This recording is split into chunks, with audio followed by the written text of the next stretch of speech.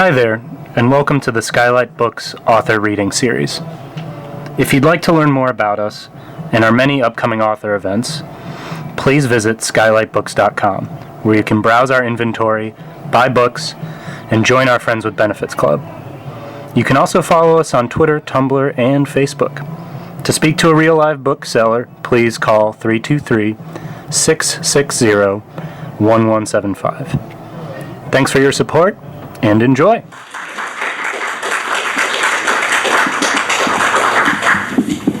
Hello. Hello. Is this working? It's not on. There you go. Is it on? Yes. It's working now. I'm pretty loud. I don't know that you need this. So I will read a little bit from the book, and I warn you that when I read my own work, it's generally terrible. So this will probably be the worst part of the event. You're blushing already. I can see. It's always awful. So anyway, let's see how this goes. It'll be an experiment, and also before we start, I just want to say the best part about having done this book, which is about the club kids, is to be able to do this with James. This is like the thrill of a lifetime. I don't even know what's going on. I don't know. This whole thing is very odd. It's truly the thrill. Thank you very much. So, all right, I'll read a section. Then there was the time when Baby went to an after-hours party at Houellebecq.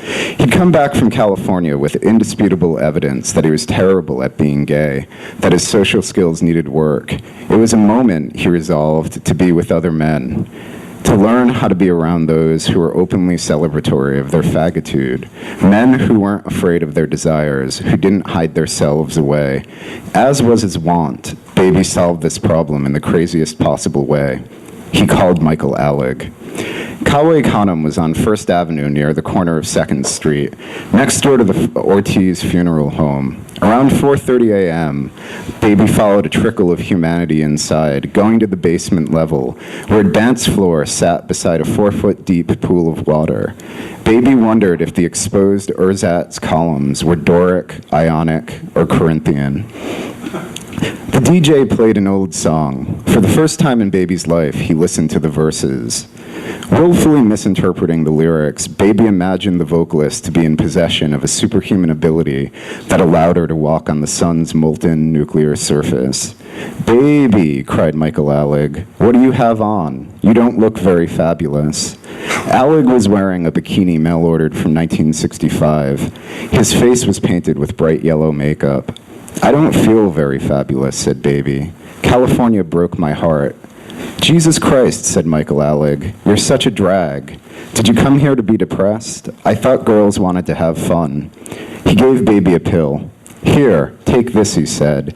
"It's pink. It's fabulous." "What is it?" asked Baby. "Who cares? It's Mother's little helper." Baby swallowed the pill, chalky like uncoated aspirin, sticking in his throat on its way toward his stomach. "I see some people who really matter," said Michael Alig. "People who aren't glum Gusses. I'll check in with you after the drug takes effect, and we'll see if you aren't a little less sour." People filtered in. The music played louder. Baby stood by the railings. A girl came over, smiling and saying hello. He couldn't remember if he knew her. He looked at her for a moment too long. "Have we met?" he asked. "We haven't talked," she said, "but I'm in your philosophy class." "Oh," said Baby, yes, you sit in front. I always sit in back." "Why are you here?" she asked. "Don't you have school in a few hours?" "Don't you?"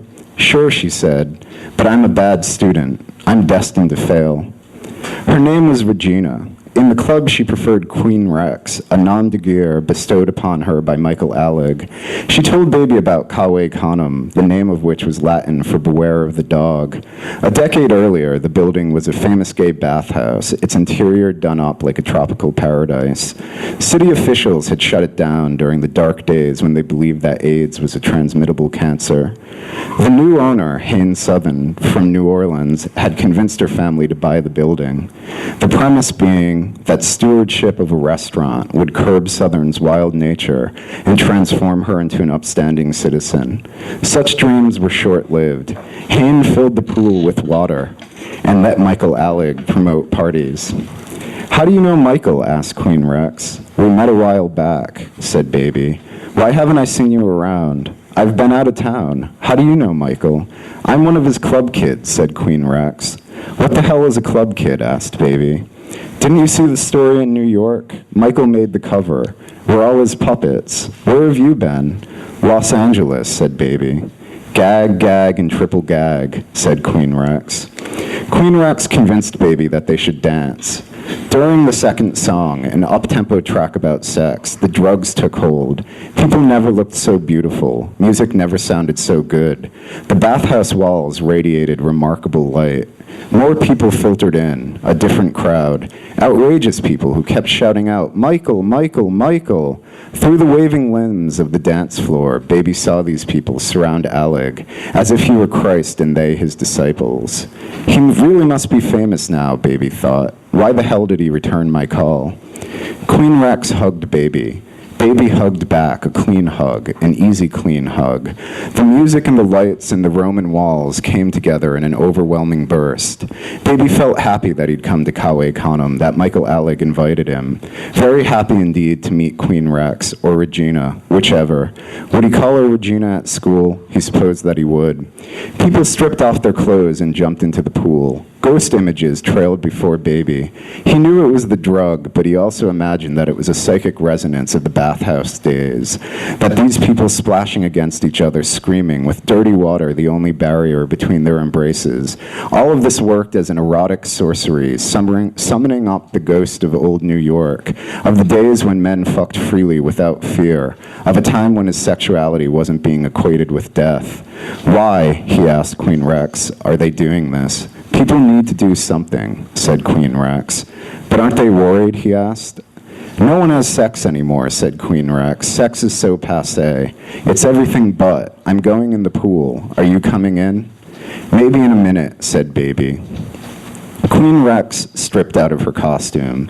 She jumped into the water. Her hands ran over a man's body. A couple grinded against each other.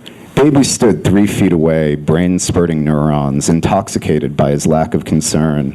The 80s are the decade of fear, he thought, but the 80s are almost over. Is this what the 90s are going to be like? Drugged-out people almost fucking in dirty swimming pools? Baby, shouted a voice beside him. It was Michael Alig, the bikini top off, hair and skin soaking, makeup smeared down his face. Baby, said Michael Alig, what kind of bitch comes to a person's pool party and then refuses to get wet? I'm a rabid dog, said Baby. I'm afraid of water. I'm that kind of bitch. Kawe Khanum.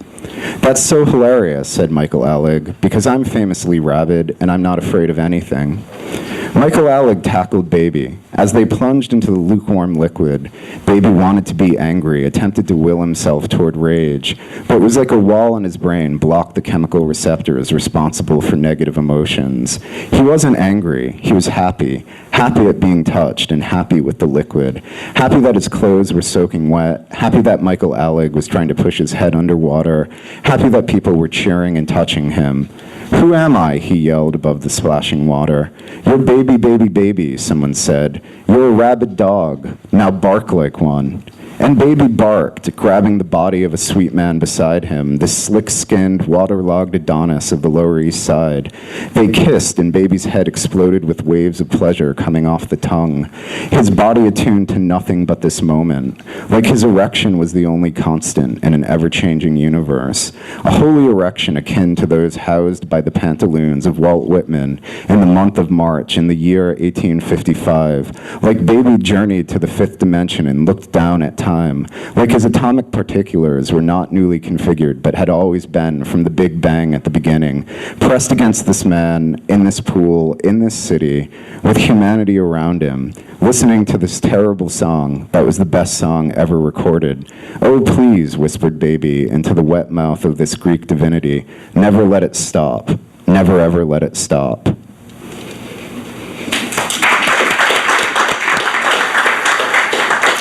See, right there, that asks me more questions than the answers. There's so many things about this book that are just freaking me out because you weren't there, and you aren't old enough to have experienced any of this.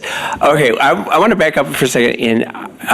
I had gotten, this was about 3 months ago, I got from the publisher, was it Viking? Who is it? Viking, yeah. Viking, had sent me a package, and there was it was the press release in the book, and there was a handwritten note saying, we thought you might enjoy this. And I was like, and I just put it next to my bed, and I didn't really think about it. And then, I mean, there's like a stack of this that I'm supposed to be reading. And then I picked it up one night, and I saw, Baby relishes ketamine-fueled clubbing nights and falls deep into a club kid twilight zone of sexual excess. And I thought, well, maybe I do need to start reading this. And I started going through it, and right off the bat, there's so much verisimilitude happening there. There's subway signs and ads that I remember, TV ads and radio ads, and there's storefronts that you're describing so perfectly that aren't there anymore.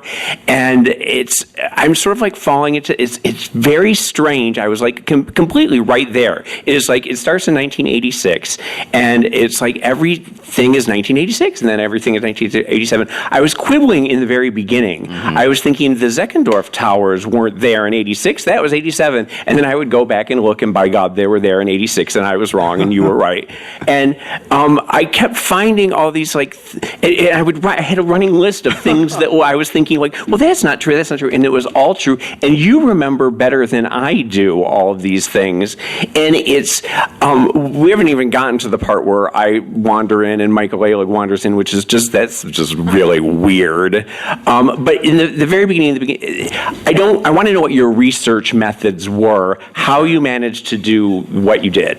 Well, the book was written a while ago. It was written, the first draft was written between 2011 and 2012, and it came off the tail of this other book that I did, Otto, which is about 9/11. And to do that book, I had to learn how to research. And when I was writing that, I was so irritated at how bad most of the writing about 9/11 had been that I actually really learned how to research, and then sort of jumped into doing this almost immediately. And so there are certain ways to do it. One of the things that was enormously helpful is that whoever controls Nelson Sullivan's estate, right, Robert Coddington. Right, yes, that's right. Mm-hmm. He's got so much of that stuff online. It's funny. Just a little side story.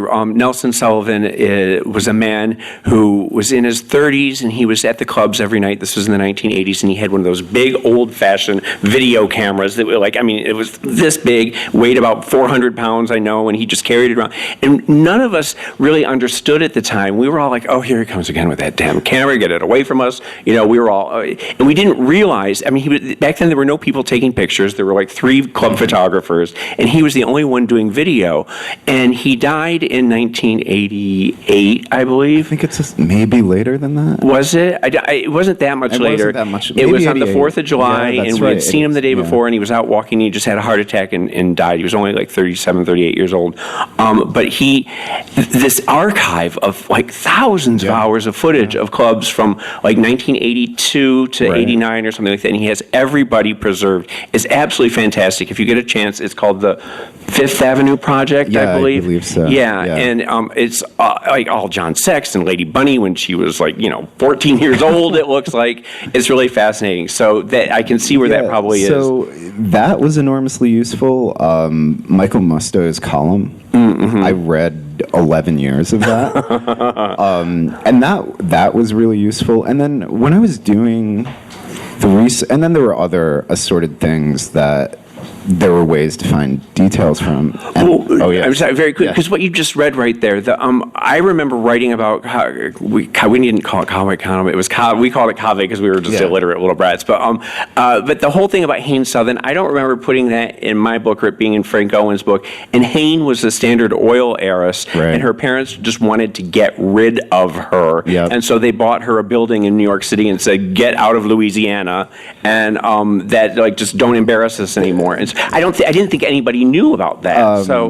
There is an article in, I don't know, like whenever she opened it, New York, she got New York Magazine to do an article on it. Okay. So that's where most of that comes from. And then, there's like, the internet has changed a lot because everything's sort of gone onto Facebook. But in 2011, it still hadn't changed that much. So there was still people putting a ton of material online from all of this, most of which has kind of disappeared since because it was in forums, and who uses forums anymore? So it was there. It just was like endlessly researching and endlessly digging through old publications because you guys got covered a lot. I have chunks somewhere in storage that I'm scared to look at. Oh, you got covered a lot. And there were a lot of photographs floating around. Well, it's funny because when you talk about that thing, the bit at Kawe Kanam right there, I remember there is a picture of Michael in the water with a hot boy, and his makeup is all smeared. And so I can connect the dots to some of the things that you are doing, and some of the things were just blowing me away.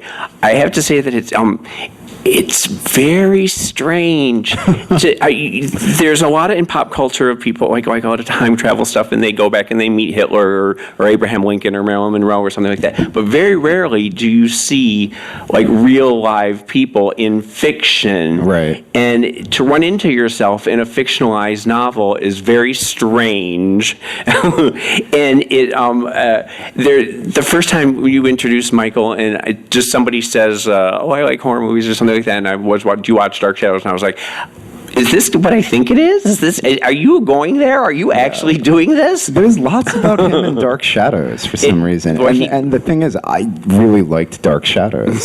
So my father was really into it. He had like all of the same VHS tapes that Michael had. He had every episode. Yeah. And the first time I ever met Michael was we went back to his house. He lived in the Bronx in this tiny little apartment, and we took the subway up, and we were like in diapers and a tutu and a clown nose, and at 5 a.m, and then we went back and we watched Dark Shadows, Faces of Death, and 5 hours of I Love Lucy, I think. Right. Yeah. And that's just what he did every night. He just but I mean, this is how crazy that moment was. Is like, there's multiple articles that talk about Michael's VHS collection. I mean, so much of it was covered. If you really dig, you can find the detail. The retro digging into Michael's psychotic nature after the death of Angel, right, is when you realize you go back and you saw all the bloodbath feasts, and you saw the cutting off hands and arms and all that stuff, and it's easy to do like an armchair psychoanalysis of all that, but I think it probably goes a little bit deeper than that. Well, there's an amazing moment in the Party Monster documentary at the end of it, which is you at the very end just being like, no, don't you realize he was always a monster? He always was. And I talk about that now, where I say that when I first met him, I knew the minute I met him who he was. It's that Maya Angelou thing. The minute somebody tells you who they are, believe them. And I knew right off the bat that he was a monster. And he continued to act monstrously throughout our entire friendship. And I always knew we could be friends, but there was a limit that I couldn't get too close. And so when everything unraveled and everything went down, and the murder happened, which you go into quite in depth in your book, everyone was shocked. Like, what? I can't believe he did that.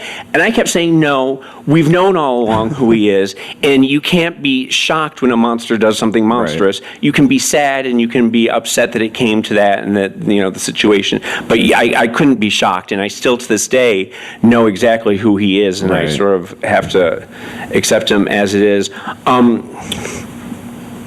one of my favorite parts of the book is something that I had a real problem when I was writing Disco Bloodbath Party Monster. I know the documentary had a real problem with it.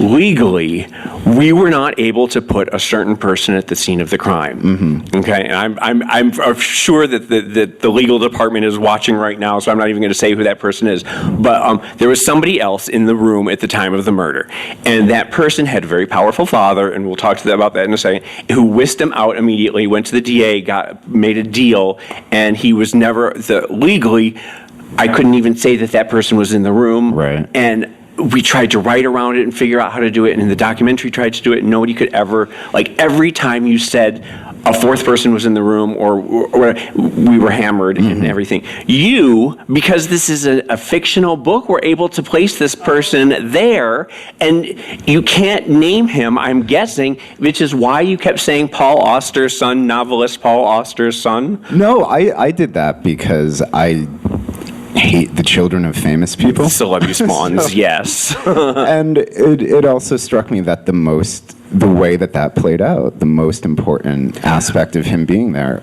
other than his presence, was that he was Paul Auster's son. Yeah. I thought I was going to get shit. You didn't. And they never mentioned Nobody it. dinged you at all. No, they never mentioned it. Did you? Because I know when I was writing, and I would get every month I would get a stack of things saying you can't say this, you can't do this, because it was a nonfiction book, and I couldn't put any celebrity, like I couldn't say I was smoking crack with Grace Jones, all those stories that are so fun.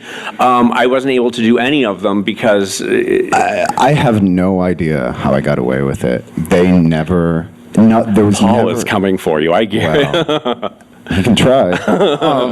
But no, I mean, they never asked me to change a single thing about anyone who is alive or was actually. Well, because that's what I don't understand the legality of that. Where because the conversations that you write about weren't real conversations. No. So couldn't I sue you? I'm not gonna.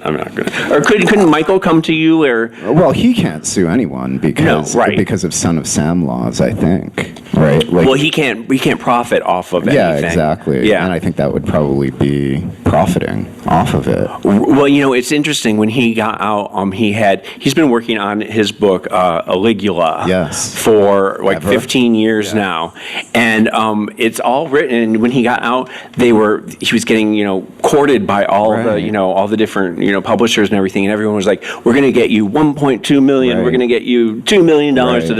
And within 3 weeks, I think after the O.J. Simpson book, if I did it, and Judith Regan lost her position, that everything dried up, and he cannot get. And for him, he can't really do much of anything anymore. But it was going to be a workaround because he was never going to talk about the crime. But then why do you want to buy a book if he doesn't mention the crime? Right. It was going to be. Yeah, I've been wondering about that because I have seen mentions going back. Yeah, well, he still thinks that it's going to happen, but I don't think that it can ever happen. And I don't think it should happen, frankly. I agree.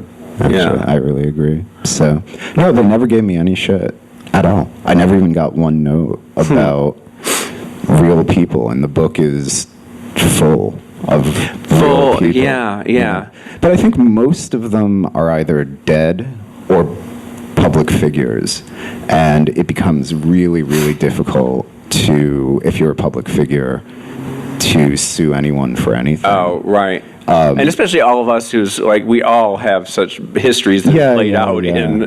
You would definitely be a public figure in this case. You would not. You could still sue me, but you wouldn't have a case. No, I would not have a case. No, I would not. But yeah, I don't know. I really thought there would be more pushback on that, and there was nothing. So, I don't know. Maybe. From your lips to God's ears, that's pretty fantastic. How long did it take you from start to finish, how long did you take to write it? Because it is a dense book. I don't know if everyone's read it. It is not... It's about 150,000 words, and it's typeset. Yeah, and it's 400 pages. Yeah. About a year, and then and then years of revision, actually, because... Which, now has sort of become a very known story, so I'll make it as short as possible. I wrote it, and I couldn't get anyone interested in it. And I knew that at the very least it was credible enough to be published. And then so I put it aside and I wrote I Hate the Internet.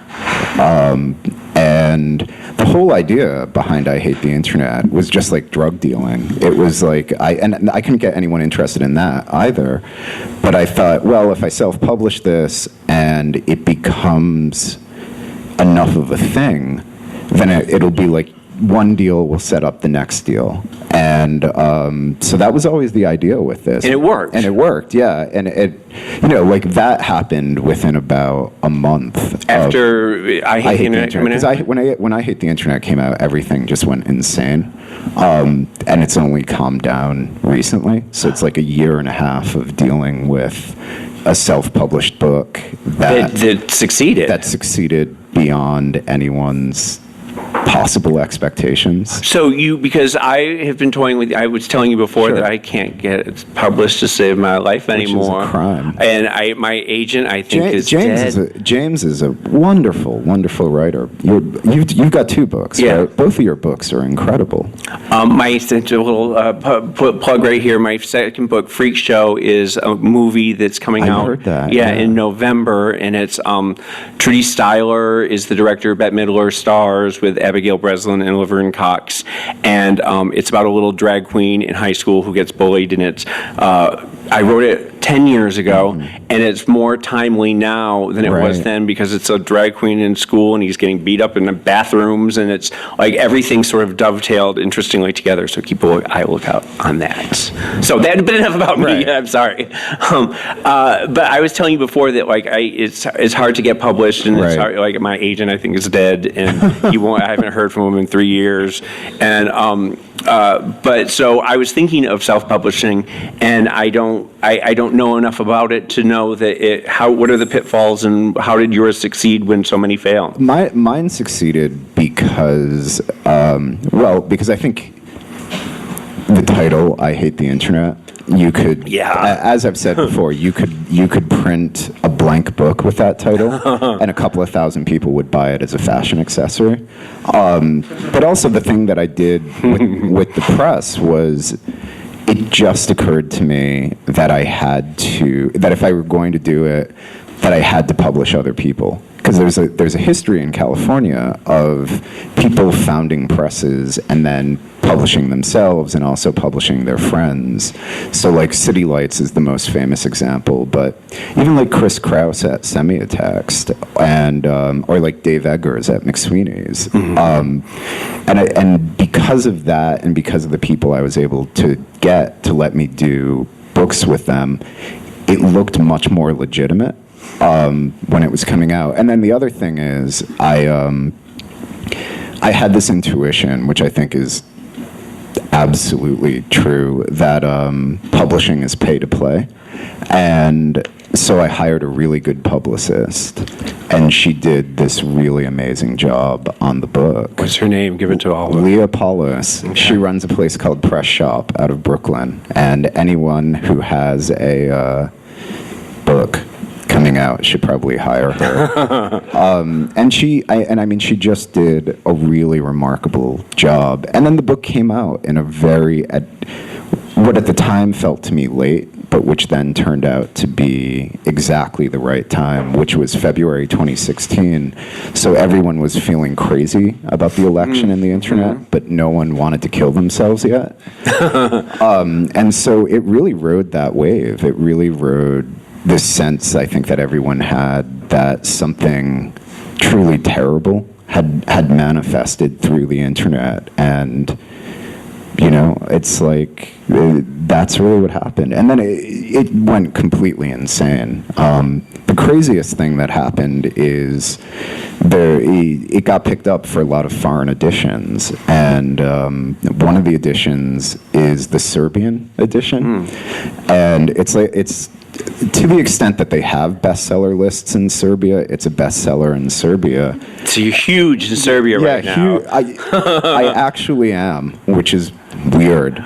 But like if you go, will people recognize you on the street and will you get fans? They might, because I went to Serbia. Because I went to Serbia. I got invited to this German literary festival in Cologne in March, and then they only wanted to fly me over for 2 days. And I was like, that will kill me with the jet lag. What else can I do? It's like, well, the book is coming out in Serbia. I should go to Serbia. And I thought. And I talked to the publisher, and he's like, yeah, you can come do a thing. And I thought it would be like talking to 10 people in a room. And then from the minute that I stepped off the plane, it was like being the Beatles or something like that. Yeah, I mean, I ended up on television a couple of times. I ended up on the radio a couple of times. And the event was crazy. They did like a 4-page article in the Serbian Newsweek. Wow. So it was, it has no connection to my actual life. Where I retain. But still, you're huge in Serbia. Huge in Serbia. So it really went out of control. That's really fun. So, but we should probably get back to this. No, but this is getting amazing reviews. I've been reading them online. I've been looking everywhere for them. I think I'm reading them more than you are. I don't read reviews, so yeah. No, people, it's getting lots of comparisons to Bright Lights, Big City, and Less Than Zero, and that whole sort of Brat Pack era. So it really is. It's a fun book, and it's. I was thinking though, and you're going to hate me for saying this. The character's name is Baby. Mm-hmm. And Baby Driver just came out. I know. Did it kill you? Because my entire time reading it, I'm thinking of Ansel Elgort now. No, because I my thought about it was like the overlap between the people who buy books in hardcover and the people who see Baby Driver is probably the Venn diagram is me. Exactly. Yeah. So I don't know. It was annoying because the book was written so long ago, and it was just like, oh God, another thing. But you were the first person to mention it to me. I'm sorry, so. I should have kept my mouth shut. No. I've been waiting. I've been waiting for someone to ask. That's funny. I will tell you a funny story actually, because you mentioned Less Than Zero. So Bret Easton Ellis is a character in the book, and there's a scene in his apartment which required only moderately creepy stalking to sort of get the apartment right.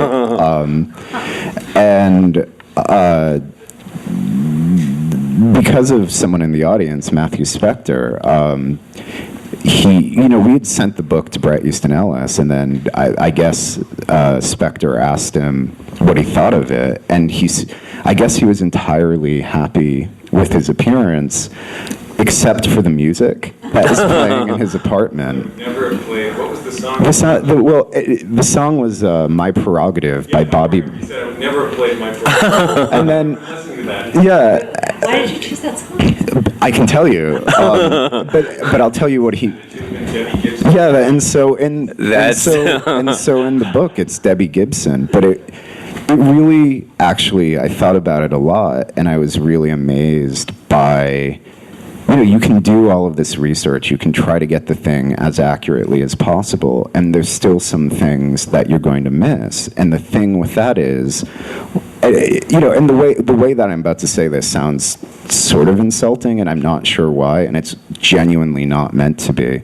But it's like, that is a massive cultural shift just in that comment, because he's so right. He's so right. And that was when there still could be legitimate pop music made by white people, right? But I'm younger. I'm younger. So for me, of course, if I was looking at whatever was on the charts in 1990, it's going to be Bobby Brown, because that's what I remember. That's what everyone.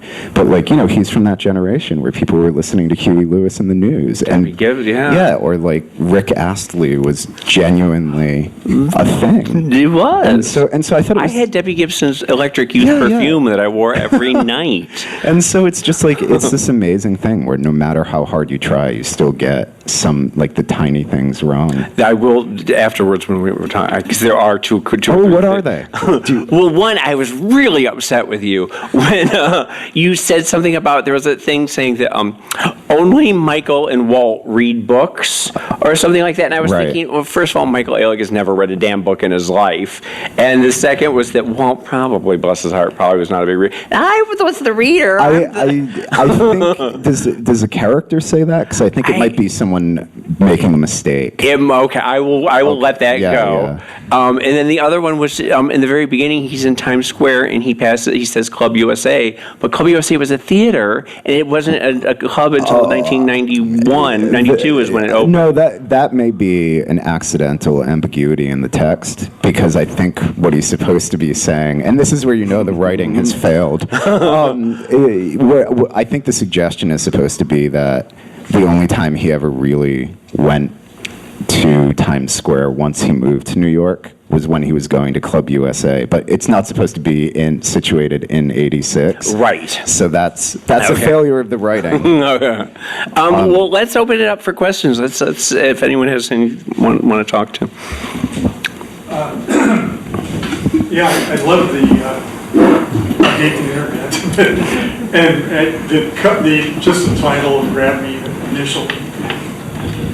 But you apparently use the same characters, or some of the same characters? Yeah, well, so when this book, the two main characters are Baby and his best friend Adeline. Right. And Adeline is the protagonist in I Hate the Internet. And mostly I would say that this book, The Future Won't Be Long, is Baby's story. But when I started writing I Hate the Internet, and I was trying to think of what the right person would be to juxtapose up against the internet, I was thinking of like Adeline in this book she's Gen X, and she's like a wild Gen X girl. And I sort of think that people from that moment may have had the hardest transition to using the internet.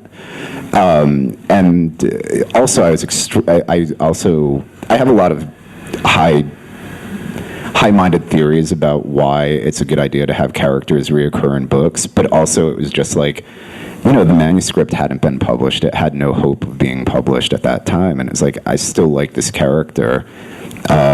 This is an easy way to do it, and I think it actually serves the text, and I Hate the Internet a lot, because you couldn't get that really minimal style if you didn't really know the histories of the characters. Someone online, one of the few things that I did read was someone comparing I Hate the Internet to a novel by Tao Lin. They was like, well, this reads like Tao Lin. I was like, you fucker. Where are the Tao Lin books about middle-aged women? This is nothing like a Tao Lin book. But I like Tao, but it was just a very stupid comparison. So. That's a great title. Was that your working title? The Future Won't Be Long. No, this book has gone through endless titles. Give us three. The one that I wanted them to use, and which they really were opposed to, was Everything is Horrible, which would have been a much better title for August 2017. But they really didn't want to use that one. And then... because the negative, you can't have the negative in the... I don't know why. I've been told that. And then another one, the one that it got sold under, which is actually taken from this section that I just read, was Never Let It Stop, and they really wanted to use that. And my argument was, and I think is the right argument, that 8 months into a Trump presidency, it would be really, really hard to sell a novel to America's liberal intelligentsia with the title Never Let It Stop. That, you just couldn't do it. and that won the day. And the jokes write itself. And also with an incredibly long book, you know, that's the second paragraph. I wish it would stop. You know, also it does have long in the title, but no one's made that pun yet. I hope. I haven't read them. But the reason that Where the Future Won't Be Long comes from is there's this really obscure British folk band from the Canterbury scene in 1970 called Spyro Gyra. Oh, yeah. And they have a song called The Future Won't Be Long. And I was like, well, that's a good title. I'll steal that. Their song is about a factory worker dying while being bombed by the Germans. So...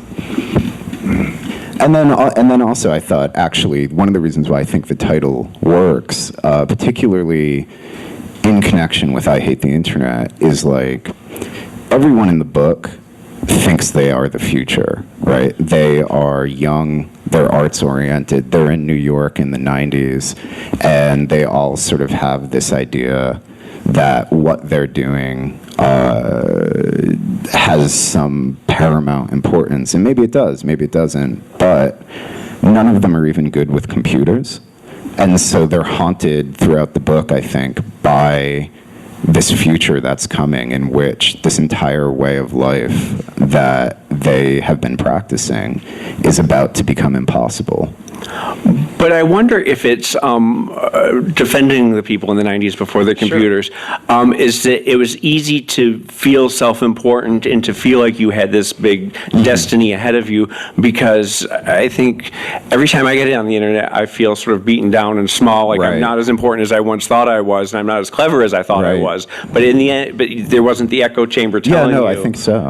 I think it's easy to be grandiose in the 80s as opposed to more so than now. Yeah, no, I agree completely. It's not a criticism of their grandiosity in any means, because God knows I was delusional in the 90s too. So. Yeah, I just want to say thank you for the take no prisoners kind of attitude for I Hate the Internet. And I just kept reading and chuckling, like, this guy is never going to get a job in San Francisco. I think I even said to a friend who works at Apple. Hilarious.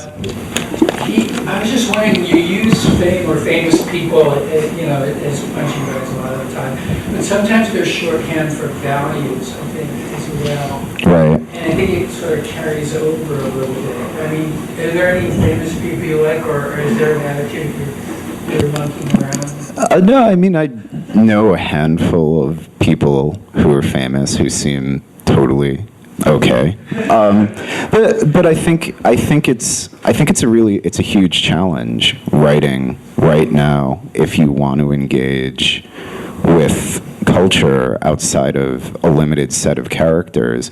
The only thing anyone talks to anyone about anymore is famous people, and I mean we live in a moment where the presidency has been conflated into dark celebrity. Like that's the moment we're in. It's gone completely metastatic, and I don't know. Like the idea that I had about myself as a writer 10 years ago when I started to really do it seriously, I would never do any of this shit. Like I never wanted to write about the internet. I never wanted to write about fame. I never would have done it because I think there's this huge danger that it makes the books ephemeral. But at the same time, if you live in a moment that's entirely ephemeral, you have to engage with that horror. And so, I gave in. I really gave in because I couldn't figure out any other way to do it. But I do think that with this book, I haven't read I Hate the Internet, but there is a sense of affection for the people, these awful people. That I think that as you're noodling around in their heads, I think that you're sort of finding things about them that you enjoy, or maybe finding things about yourself. I mean, also, but this is a historical piece, and I think part of that history is that they were much less awful. Well, but in a way. that's mythologizing Yeah, the of past. course, of I mean, I've always had the idea that I was obsessed with Warhol's Factory when I was Right. a teenager, and then I grew up and I got to meet a lot of them, and I realized that they were just really annoying speed freaks. yeah. And if I ever spent any time with them, I would despise them. And it's that thing where glamour always Right. takes on, like the past always takes on a glamour. And this whole era, if Right. you lived through it, was No, there of was course. nothing Well- really. It was all pretty Well, miserable. so this leads into a question that I wanted to ask you, because you sent me a Facebook message about this. You lived in Daniel Rakowitz's apartment. I did. Speaking of horror, I was living in this Avenue C. I mean, when Avenue C was the end of civilization, it was this little standalone, it was a storefront that I was converted into like a studio, and I was living there. And every day I would notice that there would be these little groups of like Japanese tourists taking pictures of my apartment. And I was there, my little place, and I was thinking, am I famous in Japan? Is that what's going on? Like, I had no idea. And then I finally went, and someone said, I took someone home, and they said, oh my God, this is the Rakowitz house. And I said, what are you talking about?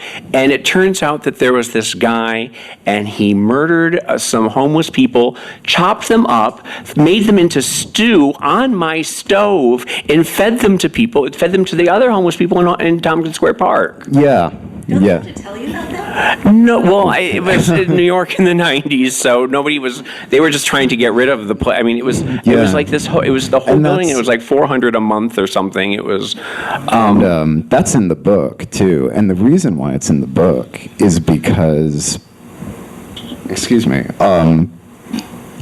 it struck me as, so the danger with, I think, writing about Michael is that everything with Michael was exactly that glamour that you're talking about from the outside, when you're looking at it from the outside.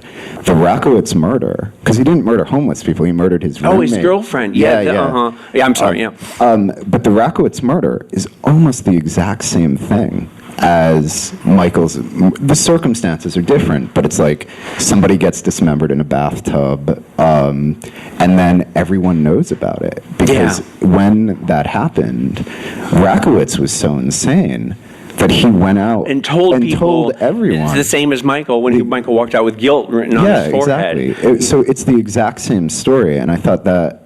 It is a little mirroring, isn't it? I thought it was and a I way was to. like, it's Yeah. the same thing with Like me a in way- both places. That's very Yeah, and like I thought it was a way of, at least implicitly, cutting across the glamour of Michael. Because, if you look at Tumblr, tons and tons of kids love the club kids and are constantly posting about how fabulous Michael was. And of course he was, and when he was at his best. But he wasn't, and that's that like what I was just talking about was, I always talk, when I talk about Michael, I say that being with Michael is always the most annoying time of your life, but the next day you have a fabulous story. Right. And Michael is always better in the retelling Right. than he is in Exactly. actually being with him, because there is nothing more tedious than spending time Right. with Michael Alig. And even during those times, during those parties, it was always like, how can I get away from him? How can I go? It was like those. But my thought was, no one posts about Rakowitz to Tumblr. No one thinks that this guy was fabulous. It's just, and so it's a way of trying to cut across exactly that nostalgia and that. Well, and it also, I mean, if it is the same thing, then, like, why is one glamorous and why is the other Exactly. the sort of seedy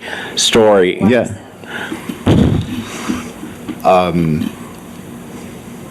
Well, I can answer that. Oh, Because Michael had better publicists. That's what I was gonna say. And, when I wrote Disco Bloodbath in 98 and it came out in 99, the whole idea of the Club Kids was this sort of seedy, nobody wanted to touch it. It was like, ew. And it wasn't until the documentary came out, Party Monster, and then the book, that people remembered that there was some fabulous fun Right. times, but it was ready to be relegated relegated to Oh. the dustbin of history, and nobody ever wanted to talk about it again. For me, it was really weird because I moved to New York in '96, and so I was there to just sort of, and I knew a few people who were club people, and so I was there to watch it. Were you at the Honey Trap? Did you go to? No, you didn't. Okay. No. I was not that. I couldn't do that. I could do it now. Then I was. It was a bad scene. Wait, how? Because you look like you're 25. I don't understand. I'm 39. You're 30. Okay. But yeah, no. So I was reading it and watching it play out as my introduction to New York. This insane story about this guy who'd killed his drug dealer, and everyone knew, and the cops wouldn't do anything, and then the Village Voice had that hackneyed but incredibly appropriate headline, "The party's over," when he got Where when it he was got his arrested. skull or something. Yeah, it it's was. just- yeah. So. I'm not speaking to front show. I'm sort of riffing on this, but I think what's interesting is like when Michael committed the crime, he was a part of another culture, or was part of the club culture. If somebody's the same thing today because of YouTube and stuff, it would not have that sort of dramatic, operatic. I have none. I mean, it's like it's not the tradition of the '90s, but there was a distance when the murder was committed, getting the news out to the rest of the world. It takes time. And then it's sort of like it gets that time you're thinking about what happening. Oh, well, that's shocking, or that's weird. But nowadays, it's so instant. Yeah. And I think you lose that sort of that judgment period, or that sort of period where you sort of reflect on it. Well, yeah. As a matter of fact, because I mean, it was coming out in dribs and drabs that someone was missing, and maybe they were murdered, and maybe there were rumors that someone in the club scene did it, and then they found a body, and then they didn't find the body, and it was over the course of almost 2 years before the whole thing came out, and there was no internet really at the time. It was AOL dial-up, Right. and so you really did. You ran out to the newsstand, you got your copy of the Village Voice, you read the whole. It wasn't like a page 6 item. It was like you read the whole, and so as it was happening in real time, I think it had a chance to seep in a little more than if today, when there's something happening every day, and like you're bombarded with all these different stories, and one story is fabulous for 10 minutes, and then another story. So I think in the fact that the whole clubs kids scene had been going on for 10 years, there really aren't scenes that can build like in the underground anymore and bubble up the way that did organically. Now if there's a witch dubstep scene in Bolivia, then you know about it like 10 minutes later, and then it's over in 20 minutes. Yeah, exactly. Don't leave me here with this, because the pathology of a guy murdering his girlfriend and then serving a stew to the homeless people. Mm-hmm. They talk about dark celebrity, and the other thing that I'm really struck by is Paul Auster's son. Of course, he doesn't mind being mentioned in this hip young novelist book. You're like, that would be like, that's a type of celebrity nobody could buy. To be in your book. Don't you think so? No, because Paul Auster has made sure that Daniel is in a cabin in the woods for the last 25 years. Nobody has seen or heard from him. I know Paul's ex-wife, Suri Houellebecq, she wrote a book, a novel about having a demon child who got involved with this sort of cult-like leader, and I think Paul was furious about it. And I know Daniel went even further underground. Right. I don't think this is. I don't think the family is happy with any of it. But go on to this guy that the Japanese tourists are fascinated by. I mean, because you're a writer, just kind of give me your grasp of that how it plays into it. I mean, he's doing this really grotesque thing, and yet he's feeding homeless people. Well, he's feeding. I mean, he fed homeless people her body. Like Riotously was really, really out of his mind. He was this guy who wandered around the East Village. He looked a little bit like Jesus. He had a rooster that he carried with him and had been a problem for people for years. The best thing about him that was ever written was there was an article in the Village Voice by an actor from Dirty Dancing, who then himself went on to die a horrible... He committed suicide? No. I think it was an overdose or something like that. I remember all that, yeah. And he wrote this really staggering article about it, because it was an article about how people knew and how, like, the complicity of all of these people who came in and saw the head or something like that, and then it's a really amazing... I haven't thought about that in years. Yeah, do you remember what the guy's name was? Max Cantor. Okay. It's not online. It isn't? No, you can only find it if you go digging through microfilm. Microfiche in the library. Yeah. Do they still have microfiche, or did I just date myself? They have it, yeah. It's usually the most unoccupied part of the library, but it's there. But for me, it was the parallel with Michael is in everyone else knowing, right? And there's something about that which is really dark and is really the dark side of all of this, where if you're in the East Village, and a lot of people who were in the East Village were there because it was sort of like a temporary autonomous zone, right, where you were free from a lot of social constraint. The problem becomes what happens if you are in a place that is free of those social constraints, and something happens that manifestly demands social constraint, and how does that play out, and where does responsibility get taken? I kept coming back to, at the time, the Kitty Genovese story, and that the idea that, I guess I was thinking, or everyone thought that it was someone else's duty to go to the police, because we were all drug addicts and we were all operating illegal after-hours clubs. Nobody went to the police because the police were the bad guys, and we would get locked up as well. Exactly. So it was like the walls were coming in on you, because you just knew that if one domino goes, then everybody you knew was going to go down as well. Yeah. And so in a weird way too, I think it then becomes, particularly with Michael, a story about prohibition, right? Where it's like, if you have a society that prohibits behavior, in this case drug use, that, and this is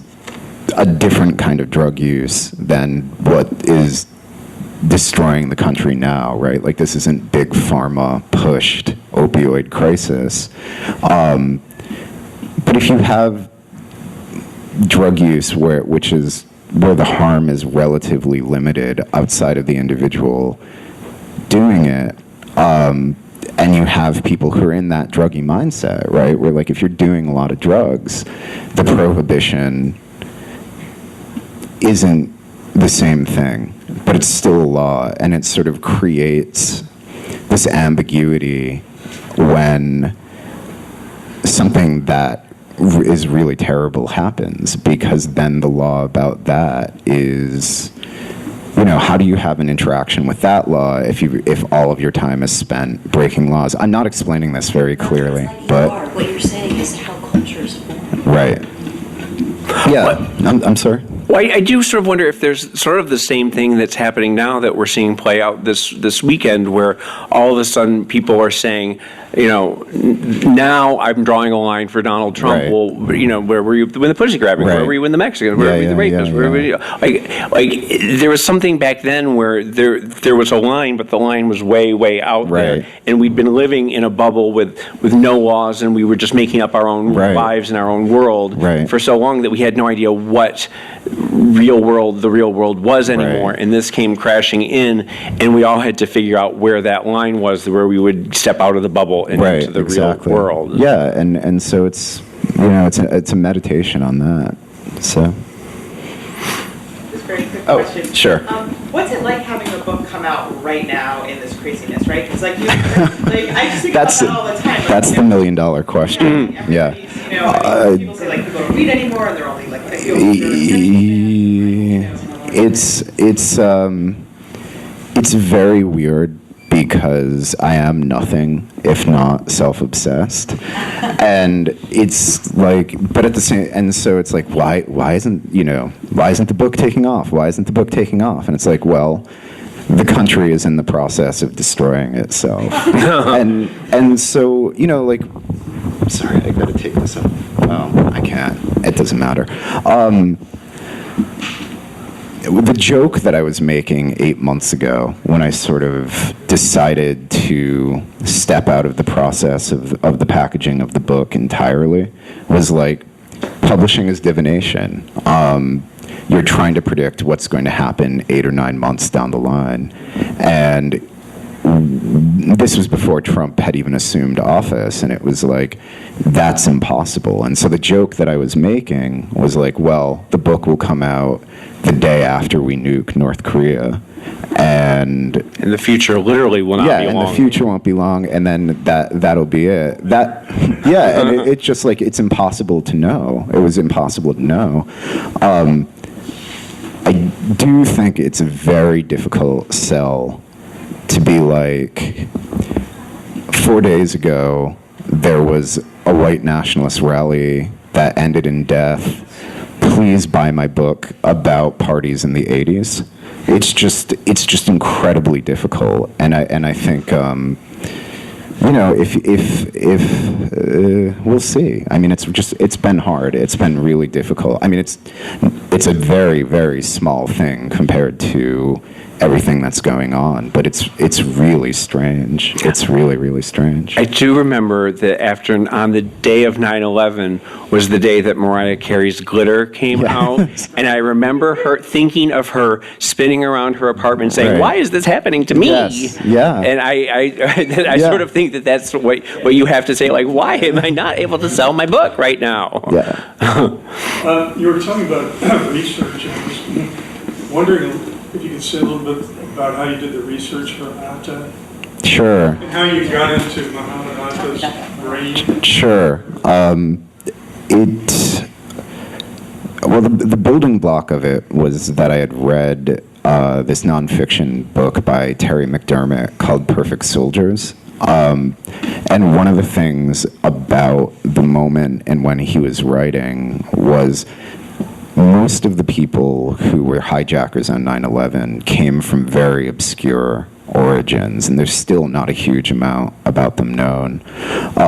Atta was the one who had, by virtue of being upper middle class, by virtue of being from Egypt, by virtue of having had this academic background in architecture and urban planning, that a lot was known about. And so he sort of becomes McDermott's through line in a lot of the book. And one of the things that he doesn't do, he gets very, very close, but that he doesn't do, is he never makes the leap from saying someone who did a bachelor's degree in architecture and a master's degree in urban planning and wrote a master's thesis on pulling down high-rise buildings, who then participates in the most prominent pulling down of high-rise architecture, might have had some motivation beyond just religion.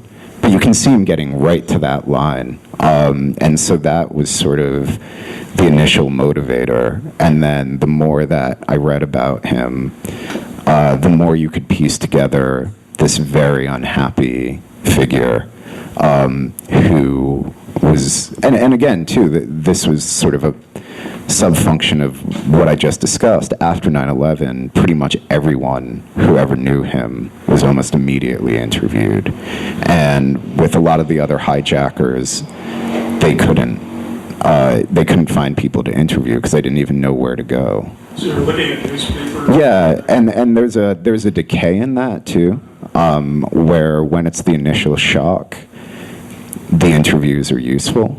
And then once everyone has had a few months to think about their proximity to this media event that they've just had to live with for 4 or 5 months, the interviews become completely useless because it becomes people parroting media. And so like they lose sight of whatever it is, but there's that initial moment of shock. And then also one thing that was really helpful, and I think probably this will be the end of this part, because the